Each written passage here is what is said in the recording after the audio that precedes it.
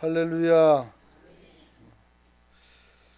오늘은 6.25 전쟁이 발발한 지 꼭 73년이 되는 해입니다. 6.25 전쟁은 2차 세계대전이 끝나고 바로 이뤄진 전쟁인데 그 어느 때보다 더 잔인하고 폭력성을 가진 전쟁이었습니다. 특히 민간인과 군인 간의 전선이 없어서 혼재되어서 많은 양민들이 죽기도 하고 또 잡혀가기도 했습니다. 우리는 이 잔인한 전쟁을 결코 잊어서는 안 될 것입니다. 신명기 32장 7절 말씀 한번 띄워주시기 바랍니다. 같이 한번 읽어봅니다. 시작. 옛날을 기억하라. 역대의 연대를 생각하라. 내 아버지에게 물으라. 그가 내게 설명할 것이요. 내 어른들에게 물으라.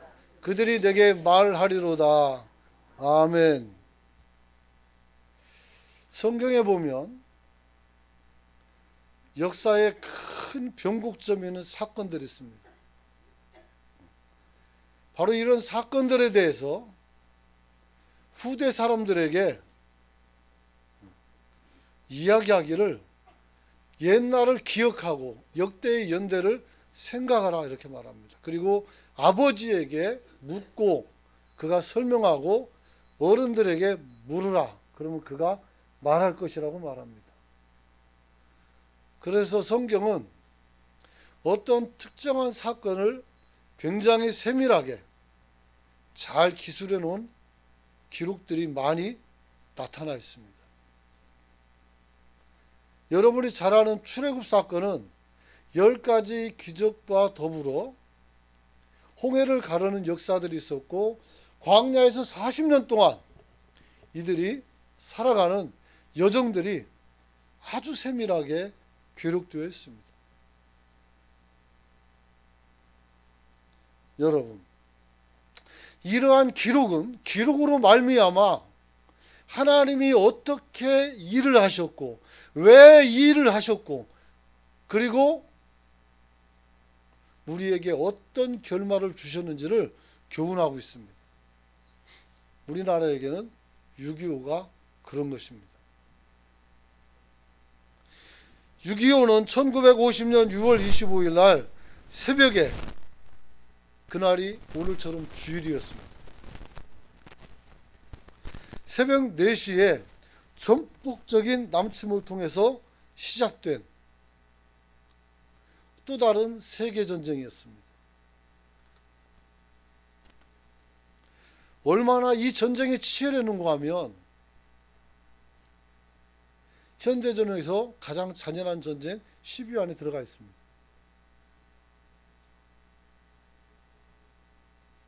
여러분, 오늘 유엔군과 북한군의 우리 병력을 쭉 보게 되면 당시에 남한군은 지상군이 별로 많이 없었습니다. 9만 6천 명 정도, 10만도 안 됐어요. 해군이 6천 명, 공군이 1,800명 해가지고 10만 명입니다. 그러나 북한은 상상외로 많습니다. 보병이 19만 1,600명, 680명이죠. 그 다음에 해군이 4,700명, 공군이 2,000명, 개 19만 8,380명. 우리보다 2배나 되는 병력을 가지고 있습니다.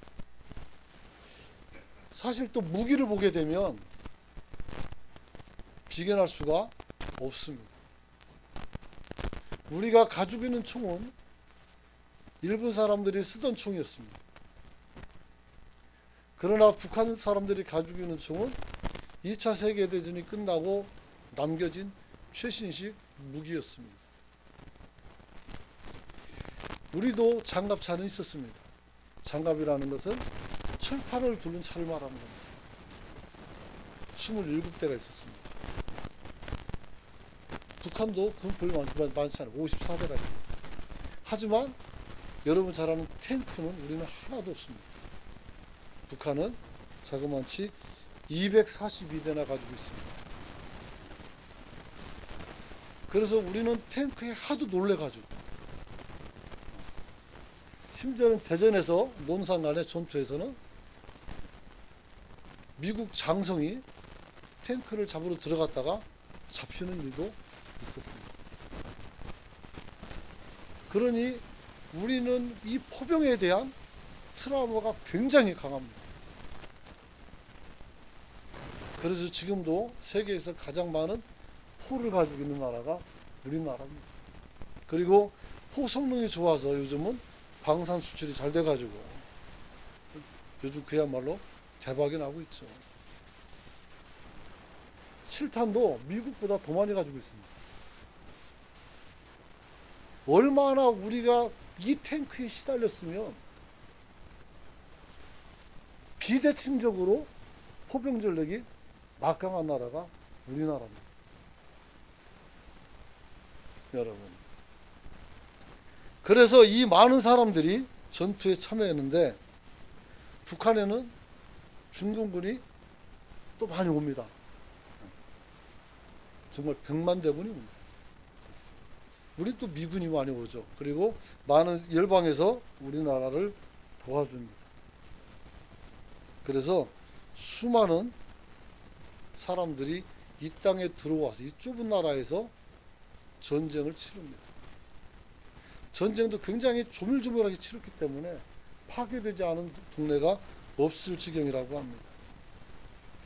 특별히 1949년 기점으로 국민 소득을 보면 우리는 1년에 1억 4천 불, 북한은 5억 4천 불을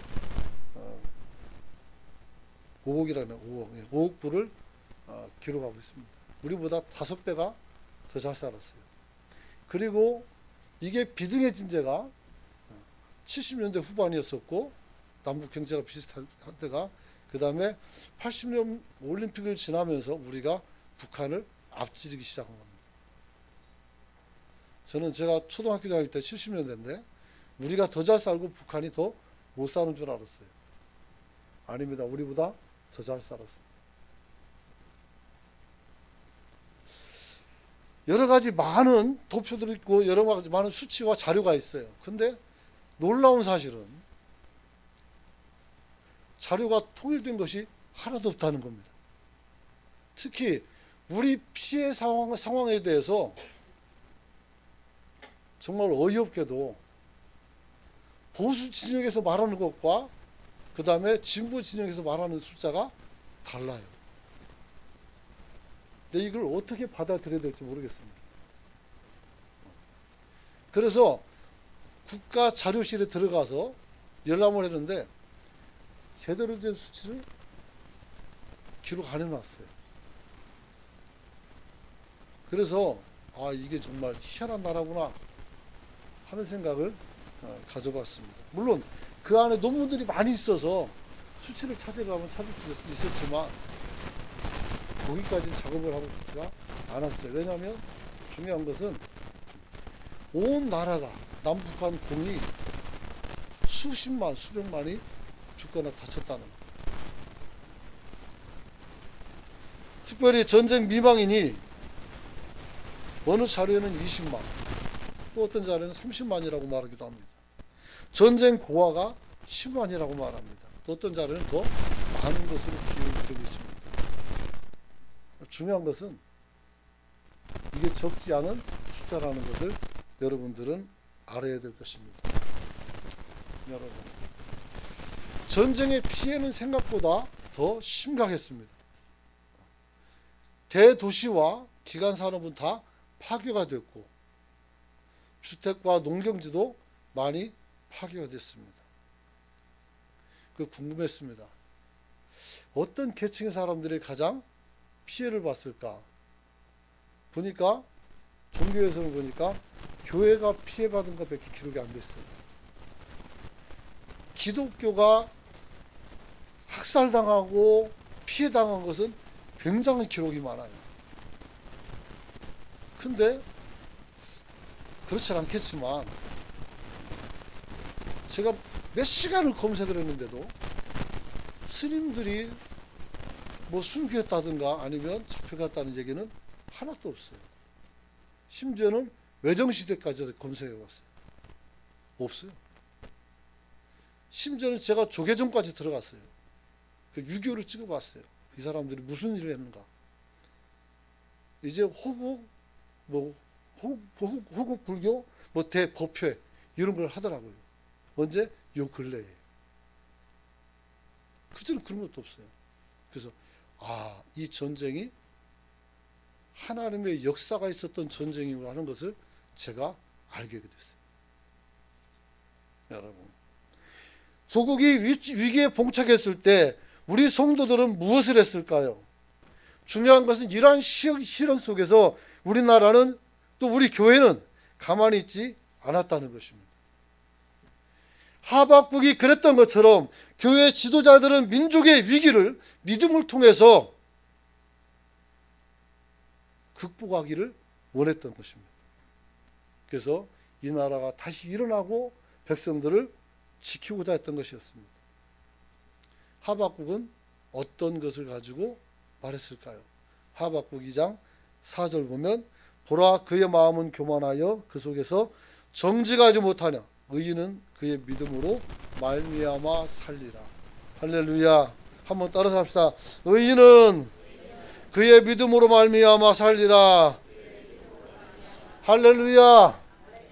우리는 전시든 전시가 아니든 어떤 위기에 때든 평화에 때든 우리가 살아가는 방식은 똑같아요. 그것은 믿음으로 사는 것인 줄로 믿으시기 바랍니다. 여러분, 하나님에 대한 신앙의 회복과 부흥을 통해서 교회가 살아나고 성도가 살아날 때에 이 나라도 함께 살아나는 줄로 믿으시기 바랍니다. 그리고 정말 놀랍게도 우리가 하나님께 돌아오자 하나님이 이 나라를 건지셨습니다. 할렐루야. 호세아서 6장 1절 같이 한번 읽어봅니다. 시작. 오라 우리가 여호와께로 돌아가자. 여호와께서 우리를 찢으셨으나 도로 낫게 하실 것이요 우리를 치셨으나 싸매어 주실 것입니다. 할렐루야. 우리가 여호와께로 돌아가자겠어요. 우리가 전쟁이 나자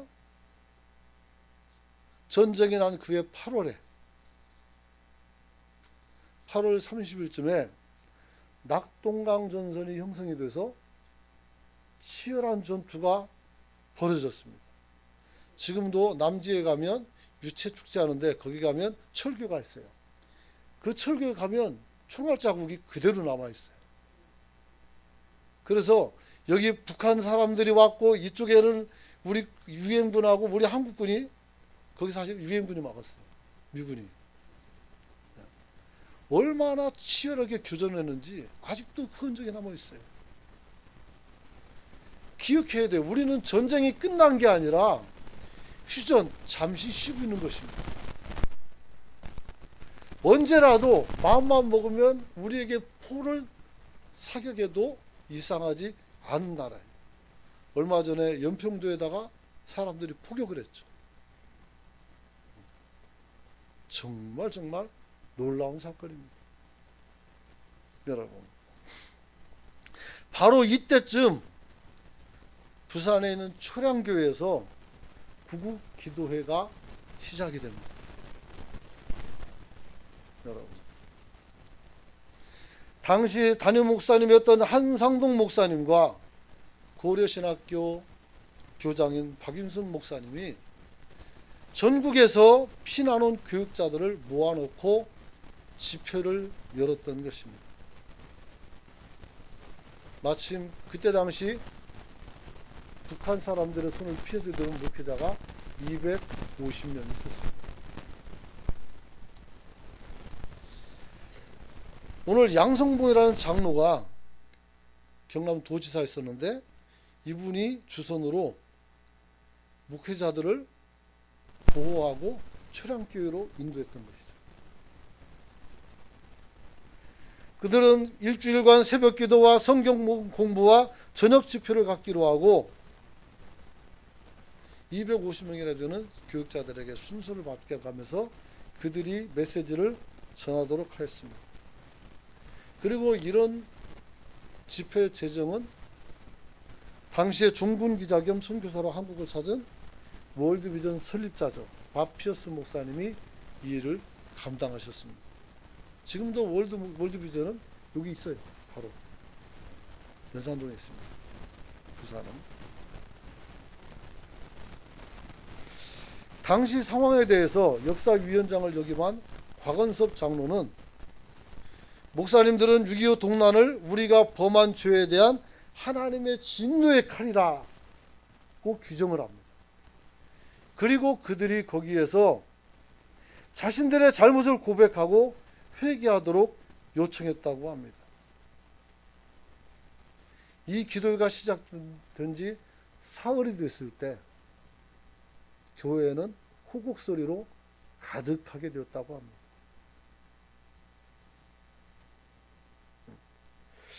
첫 기도회 날 한상동 목사님은 신명기 11장을 본문으로 해서 오늘 우리의 허물을 지적을 합니다. 우리는 신사참배를 했고 광복 이후에 부끄럽지만 교권 다툼을 했었습니다. 목사들이 싸웠다는 거예요. 뭘 가지고? 번세를 가지고. 명분은 있었습니다. 해방이 됐을 때 우리 한국교는 두 개로 딱 나눠졌습니다. 신사참배를 거부한 사람, 신사참배를 한 사람. 그래서 신사참배를 안 한 사람들이 신사참배 한 사람들을 전부 다 정죄하고 면직하고 시벌을 시작했습니다. 그러자 이쪽에서 반론을 합니다. 그래, 그럼 전부 다 감옥 가고 교회가 다 사라지면 시원하겠냐? 우리는 교회를 보호하기 위해서 부득불 따라간 거죠. 실제로 신사참배는 국민의례라고 불려집니다. 국민의례라는 것은 국가를 향해서 우리가 가지고 있는 예를 지키는 거예요. 우리가 국기에 대해 경례하는 것처럼. 그렇게 받아들인 거예요. 그러나 분명하게 이 신사는 일본인들이 영을 섬기는 것이었고 천황을 숭배하는 숭배의 도구였던 건 맞습니다. 그렇기 때문에 우리는 피할 수 없는 아픔을 가질 수밖에 없었습니다. 만약에 광복 후에 우리가 서로 용서하고 용서를 받으면서 하나가 됐다라면 얼마나 좋습니까? 근데 그게 되겠습니까? 지금도 안 되는데. 지금도 막 친일모리로 막 끌고 가면 어떻게 돼요? 지금도 막 어려움 되잖아요. 내 친일파라고 놓고. 뭐 지가 친일파인데. 지 조상이 친일파인데. 뭐 그렇게 막 떠들고 사람을 잡아가는 사람도 있단 말이에요. 지금 해방된 지 몇 년이 지나는데. 이제 80년이 가까워요. 그런데 아직까지 그래요. 북한에는 우리보다 더 많은 친일파들을 전부 다 수용해서 정부를 구성했어요. 그렇기 때문에 이런저런 말 할 이유가 아무것도 없어요. 그래서 이러한 다툼과 갈등을 통해서 고신교단이 요 부산에 생겼고 대한예수교 장로교 우리 교단은 그때 남산에다가 신학교를 만들고 거기를 거점으로 승동교회와 연동교회와 이런 교회랑 연합해서 교회를 이끌게 됐던 것입니다.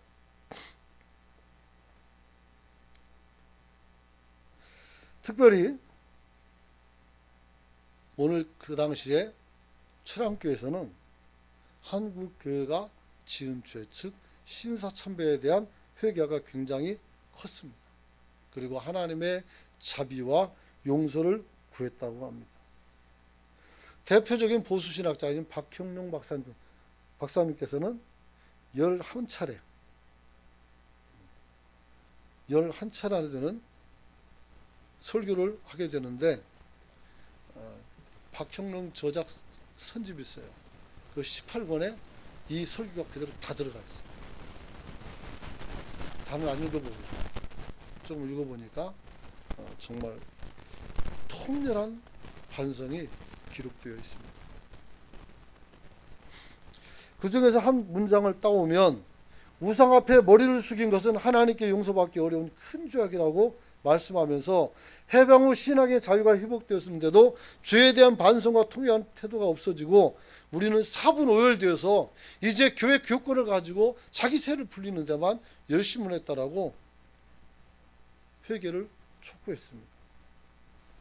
손학원 목사님은 9월 13일 날 설교가 예정되어 있었습니다. 하지만 한국에 미친 화와 벌의 원인이라는 제목을 가지고 설교를 하려고 했는데 아깝게도 좌익들에게 붙잡혀서 거기서 처형을 당합니다. 요수에서. 그래서 모시질 못했어요. 여러분. 그리고 이렇게 예정을 넘겨 진행된 기도회는 9월 15일 날 끝마쳤습니다. 그리고 그날 저녁 부산에는 엄청난 일이 일어났습니다. 각 신문사에서 호의를 발행했어요. 그 호의는 뭐냐면 인천 상륙작전에 성공했다는 것이었습니다. 놀랍게도 교회가 기도를 마친 그 시간 하나님께서는 이 나라에 살 길을 열어주셨던 것입니다. 여러분, 특별히 7일간 밤낮 없는 회개 기도가 있었어요. 1설에는 이승만 대통령이 찾아오셔서 한국 지도자들에게 기도를 부탁했다고 그래요. 그리고 그 기도가 끝나지 3일 만에 바로 이 사건이 일어나는 것이었습니다. 사랑하는 성도 여러분, 그리고 알다시피 이후에는 여러 가지 많은 전투가 있었고 나라가 회복이 되고 휴전이 되는 그런 과정으로 끝이 맺혀집니다. 중요한 건 지상에 존재하는 그 어느 나라를 막론하고 한 나라가 그 명맥을 유지하고 점차 발전하고 나아가 세계 선진국 속에 우뚝 서게 되기까지는 수많은 인고와 더불어 희생의 사람이 숨어져 있다는 것을 우리는 기억해야 됩니다. 노동자도 있습니다. 산업 몇 군데 있고 군인도 있습니다. 잘 알듯이 소득에 파송됐던 광부들 그리고 간호사들 그들의 눈물이 그들의 아픔이 오늘 우리의 자양분이 됐던 것을 우리는 부정해서는 안 됩니다. 우리 형님 세대에 갔던 월남전쟁에서 수많은 사람들이 전사했습니다. 그리고 유해는 고엽제로 시달리면서 평생을 살다 간 분들이 많습니다. 이분들의 노력과 수고가 없었다면 오늘 우리는 있을 수가 없는 것입니다. 안타까운 것은 오늘날 사람들은 지금 이 순간만이 있는 것 같습니다. 과거는 어디로 가는지 다 잊어버리고 내가 조금 더 어떤 것을 더 가질까? 내가 어떤 것을 더 누릴까? 여기에만 관심 있는 것 같습니다. 우리의 신앙도 마찬가지입니다. 내가 얼마나 행복해지는 것이, 내가 얼마나 그 격이 높아지고, 내가 얼마나 하나님 앞에서 많은 것을 받아 누릴까? 여기에만 관심 있는 것 같습니다. 그래서 1월 달에 첫 설교에서 말씀드렸잖아요. 일식현상. 이런 것들이 우리가 신앙 안에서 나타날 수 있는 현상이지만 이게 주목적이 아니라 하나님께서는 저와 여러분을 왜 불렀는지 그 부름이 더 중요하다고 말씀드렸습니다. 이 시대를 향해서 하나님은 우리에게 또 무슨 말씀을 주실까요? 코로나19를 통해서 우리는 교회가 얼마나 허약하고 우리의 믿음이 얼마나 인위적인지를 사실 처절하게 볼 수가 있었어요. 느낄 수도 있어요. 여러분, 누구를 징계하거나 누구를 징치하고자 하는 말씀이 아닙니다. 이는 우리의 허물이기 때문입니다. 여러분, 에스더가 바로 그런 때에 구약에 나타나서 민족을 구한 사람이었습니다. 우리는 이 에스더를 통해서 우리도 이 나라에 대해서 무엇을 해야 되는지를 한번 살펴보려고 합니다. 에스더는 베냐민 지파 아비하일의 딸로서 일찍이 양부모님을 잃어버립니다. 그래서 삼촌인 베냐민 사람 모르드게의 장녀가 되었습니다. 하지만 이 에스더는 하나님께서 앞으로 이스라엘에게 닥쳐질 민족적인 대참사를 막기 위해서 세워진 여종이었습니다. 그녀는 이방 땅 바사에서 포로로 붙잡혀와서 고아로서 불우한 운명을 살 수밖에 없었습니다. 하지만 삼촌 오늘 모르드게의 양녀가 되어서 마침 아하수에로 왕이 아내인 와스디를 쫓아내고 새로운 왕비를 뽑을 때 이 에스더가 간택이 됩니다. 그래서 에스더가 왕비가 돼요. 그래서 왕비가 된 에스더는 마침 하만이라는 우리나라에서 말하면 총리입니다.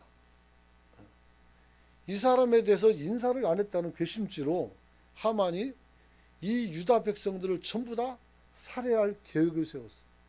그리고 법을 만들고 오늘 왕의 재가를 받았습니다. 날짜도 남았습니다.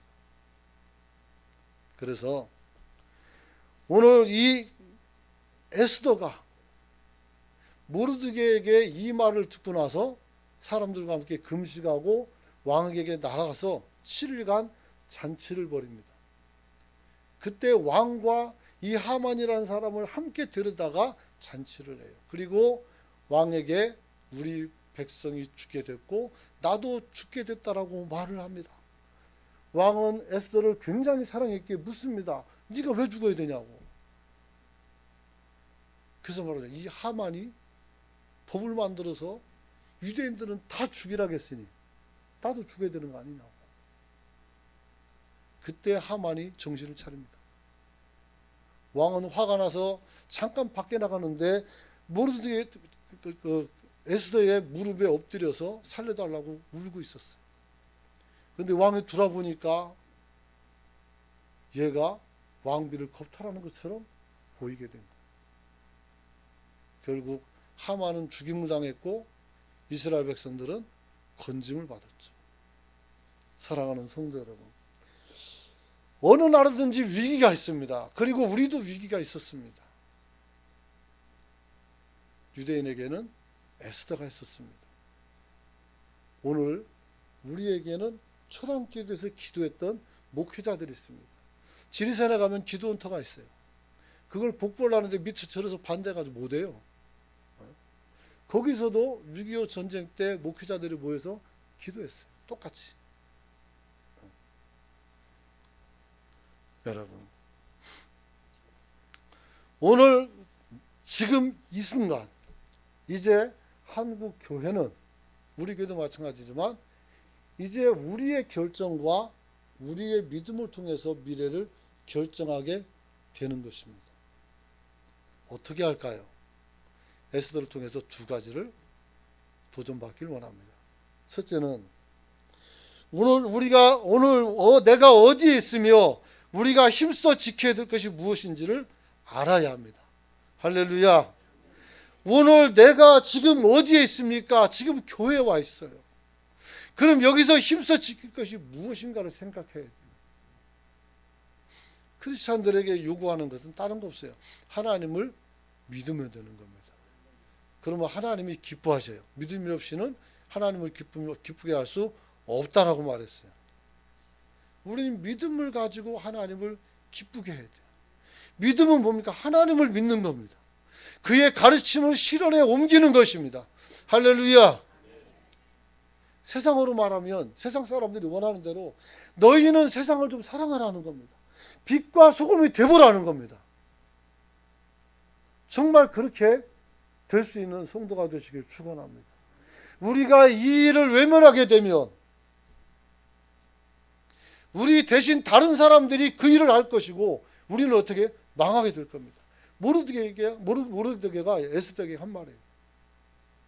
네가 만약에 이 일이 들어와서 피해서 산다면 넌 살겠지만 하나님은 다른 사람을 통해서 이 일을 이루고 너는 근데 끝날 거라는 그걸 얘기하고 있었어요. 여러분, 사람은 죽어서 사는 사람이 있고 살아서 죽는 사람이 있어요. 여러분 집에 가서 미션이라는 영화 있어요. 남미에 가서 복음 전하는 그 신부들 얘기인데 거기 첫 번째 장면에 주교가 교황에게 편지를 보내는 내용이 나오는데 이런 대사가 있어요. 그들은 죽어서 살았지만 나는 살아서 죽었다는 고백. 그들은 선교지에 있는 사람들을 보호하기 위해서 죽은 신부들을 말하는 거예요. 나는 교황청의 정책에 따라서 거기에서 이득을 창출하는 일을 받았단 말이에요. 그래서 그들을 죽이는 쪽에 있었던 거예요.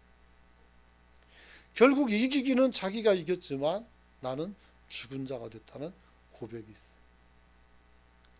우리가 믿음 안에서 산자가 되시길 축원합니다. 축원합니다. 여러분, 에스더는 내가 여기 있음이 내가 잘나서가 아니고 하나님의 은혜로 내가 감당해야 될 사명이 있다는 것을 받아들였던 것입니다. 2021년 8월 24일 아프간에서 사건이 터집니다. 내란이라 전쟁이 납니다. 그때 아시아 경제의 이현우라는 기자가 더글라스 메가더 장군과 한 소년병의 이야기를 신문에 실었습니다. 왜냐하면 이 이야기가 바로 아프가니스탄에서 회자되기 때문이었습니다. 1950년 6월 29일 전쟁 난 지 이제 사흘 지난 거예요. 나흘째죠. 메가더 장군이 한강 방어선에 찾아와서 시찰을 합니다. 이 오성 장군이 거기까지 갈 이유가 없어요, 사실은. 근데 가요. 그는 미국 극동사령부 최고사령관이었습니다. 그래서 한국전쟁의 전선 시찰을 나갔습니다. 그리고 한강 방어선에 갔을 때 한 참호에서 혼자 남아서 적진을 응시하고 있는 한 병사를 만납니다. 메가더 장군은 그 사람에게 묻습니다. 언제까지 혼자 참호를 지킬 생각이냐고 물어봅니다. 그러자 소년병은 상관의 철수 명령이 있을 때까지 목숨을 걸고 지켜야 된다. 실제로 원문을 보니까 당신이나 나나 군인 아니냐. 군인은 명령에 산다. 나는 아직 여기를 떠나라는 명령을 받지 못했다. 그래서 난 여기를 지키고 사수해야 된다. 이 말을 했다고 그래요. 그래서 오늘 장군은 말합니다. 네가 뭐 필요한 게 있느냐? 그랬더니 무기와 탄약만 지원해달라. 그럼 내가 죽도록 싸우겠다는 얘기죠. 메가더 장군은 그날 이렇게 말합니다. 이런 용감한 병사가 남아있는 나라는 절대 망해서는 안 된다. 우리는 전력으로 한국을 도와야 된다. 그러면서 가용병력을 다 동원해서 지원 명령을 내렸던 겁니다. 그래서 미군이 빨리 우리나라에 올 수가 있었던 거예요. 그때 딘 소장이 오고 그때 배치 받았을 때 이미 대전까지 밀렸어요. 그 거기서 잡혀가죠. 여러분, 그는 훗날 회고록을 통해서 이렇게 말합니다. 당시 한국군은 무기와 장비가 매우 열세인 상황이었지만 싸울 의지가 강하게 남아있어 불리한 상태에서도 싸워볼 만하다고 생각을 하게 됐다. 즉, 여기서 싸우면 이길 수 있겠구나 하는 생각을 가졌다는 겁니다. 2015년도 여름 때부터 북한은 우리나라 확성기 때문에 굉장히 민감해졌었습니다. 총을 쏘기도 하고 전쟁 직전, 일보 직전까지 갔습니다. 당시에 대통령이었던 박근혜 대통령께서는 실제 전투 배치를 다 마치고, 제가 그때 고성을 시찰 갔었는데 막 포대가 금방 방내렸다가 또 다시 가서 다른 곳에 방내라고, 정말 무시무시했었습니다. 이거는 진짜 전쟁 상황이었어요. 그래서 북한도 포대가 움직이고 우리도 포대가 움직이는 거예요. 서로 관측하고 거기다가 조준하고 있고, 그러니까 또 다른 데로 움직여야 되고, 이런 짓을 하고 있더라고요. 여러분, 그때 또 이 고성 지역에서 우리 그 부산에서 쓰는 그 교회가 있단 말이에요. 고성 그 통일전망대교회. 거기다가 십자가 트리를 크게 원래 성탄절 때 세운단 말이에요. 근데 그걸 세우면 포를 쏜다고 해서 그때 못 세웠어요. 사실 그 길도 있었고 가긴 갔었지만 어쨌든 그랬어요. 그때 전운이 깊이 감돌았을 때 우리 청년들은 어떤 결정을 했을까요? 군에 있던 청년들이 나 전역 안 합니다. 전역 연기 신청을 해버렸어요. 여러분들도 기억하고 있을 것입니다. 여러분, 바로 이런 전투 의지를 가지고 나라를 지키고자 하는 마음이 있었기에 정말 이제 끝났구나 하는 순간에 갑자기 북한의 최령해가 비행기 타고 막 넘어왔어요. 허락도 안 주고 통보만 하고, 그래 와가지고 서울에서 회담을 하고 사과하고 끝냈단 말이에요. 그래가지고 우리가 무사했죠. 그때 군성교에서 기도를 진짜 많이 했습니다. 예전이나 지금이나 하나님은 우리의 믿음을 다뤄보기를 원합니다. 모르드게는 말합니다. 네가 만일 잠잠하여 말이 없으면 유대인은 다른 사람으로 말미암아 구원받지만 너와 내 집은 멸망하리라. 여러분, 또 한 가지는 우리도 지금 에스더처럼 내가 무엇을 해야 되는지 할 일을 깨달아 알기를 소망합니다. 에스더가 할 일은 어떻게 목숨을 걸고 왕에게 나가는 거예요. 우리는 어떻게 해야 돼요? 우리도 목숨을 걸고 하나님께 기도하며 나가야 되는 줄로 믿으시기 바랍니다. 에스더는 자신의 소명을 알고 있었습니다. 우리나라 이 젊은이들도 오늘도 자기의 소명을 알고 있습니다. 전방에 가서 이제 휴전선 바로 앞이죠. 그때 갈 때까지 갔어요. 이제 들어가면 비무장지대. 그 앞에 가는데 군인들이 가지고 있는 기관총에 보니까 2차 세계대전 때 쓰던 낡은 기관총이에요. 그래서 화가 났어요. 아니 얘들이 여기서 전쟁을 하면 목숨 걸고 제일 먼저 싸워야 되는데 총을 왜 이런 거 주냐고. 그랬더니 설명하기를 전쟁이 나면 3분 안에 우리는 다 죽습니다. 이거 쏘보거나 죽을지 모르겠습니다. 그걸 쏘아보지도 못하고 죽을 수 있단 말이에요. 우리가 침략은 안 하고 걔들이 할 거니까. 그냥 오는 게 아니라 한 번에 풀을 때리고 온단 말이에요. 한 발도 못 쓰고 죽었어요. 그 소리도 가슴이 시렸습니다. 그럼에도 불구하고 저녁에 오늘 통문으로 들어가서 전방 그 비무장대로 들어가는 군인들을 축복하고 쳐다보는데 뭐 한 5m 가니까 사람이 없어져 금방. 그리고 그날 밤 수경하러 들어가는 거예요. 거긴 지뢰도 있고 가까이 가면 적군이 총으로 쏠 수도 있는 곳이에요. 지금도 생명을 걸고 들어가서 움직이는 우리 자녀들이 있다는 거예요. 여러분들이 그들을 위해서 기도할 수 있기를 축원합니다. 그들이 자신이 무섭다고 해서 도망을 가거나 피하거나 아니면 그곳에 안 들어간다면 누가 들어갈 거예요? 그러나 사람들은 굉장히 자신감을 가지고, 그리고 아주 프라이드죠. 굉장히 대단했었어요. 사기가. 그래서 오늘 거기에서 아주 힘있게 들어가는 것을 보고 굉장히 감동했던 게 기억이 납니다. 여러분, 이제 말씀 마칩니다. 에스더는 자기보다 민족을 사랑한 여자입니다. 기독교인은 자기 자신보다 교회를, 또 우리는 이 나라를 사랑하는 그런 애국자가 되어야 되는 줄 믿습니다. 애국은 부끄러운 게 아닙니다. 나라를 사랑하는 게 왜 부끄럽습니까? 나라를 팔아먹는 게 부끄러운 거지. 그러므로 저와 여러분들은 이 나라와 이 땅을 사랑하고, 이 땅에는 수많은 사람들의 피로써 지켜진 땅임을 기억하십시오. 장산에 올라가면 지금도 지뢰금지, 지뢰밭이라고 표현했어요. 부산에는 적군도 안 하는데 왜 지뢰를 깔아놨어요? 거기는 요새예요. 중요한. 부산을 지키는 교두부란 말이에요. 그래서 적군이 못 들어오게 지뢰를 깔아놨어요. 전방과 후방이 따로 없다는 걸 알아야 돼요. 우리도 나라를 사랑할 수 있는 우리가 되시길 축원합니다. 성경에 나타난 모든 신앙인들은 전부 다들 애국자였습니다. 이스라엘을 사랑했고 이스라엘을 위해서 자신을 다 내놓는 사람들이었던 것입니다. 이제 우리도 교회도 나라와 민족을 위해서 살아야 될 때가 왔습니다. 각각 정신을 차리고 자기 위치에서 최선을 다하는 우리가 되시길 축원합니다.